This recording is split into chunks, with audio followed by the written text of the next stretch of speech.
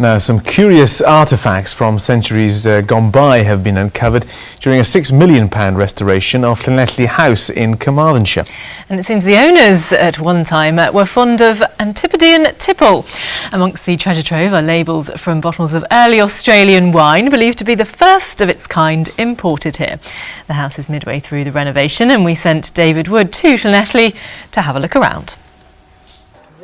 Outside for the first time in hundreds of years. These are the latest discoveries as the restoration of Llanelli House goes on. They're from Australia. One find, dating back to the close of the 1800s, could be a sign of the first bottle of Australian wine imported to this country. The building once housed a wine merchant, and these labels would have been stuck on bottles sent from down under. If you go down the stairs, and just mind the hole as you go down. But inside, as workmen were stripping back the floorboards, they found their oldest discovery.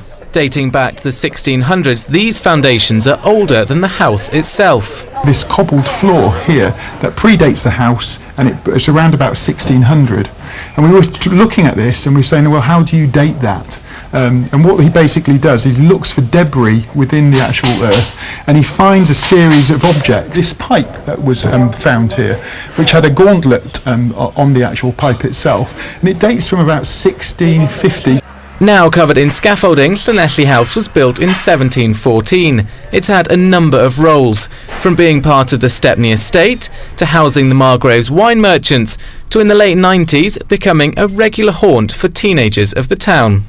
The regeneration work here at Llanelli House is well underway, and it's hoped the building will be open to the public by December 2012. It's part of a £60 million regeneration project here in Llanelli. And when this building's opened, there could be more than 30 jobs created. The restoration of the building is costing £6 million. Nearly £2 of those million came from European funding. But what about its next chapter in history?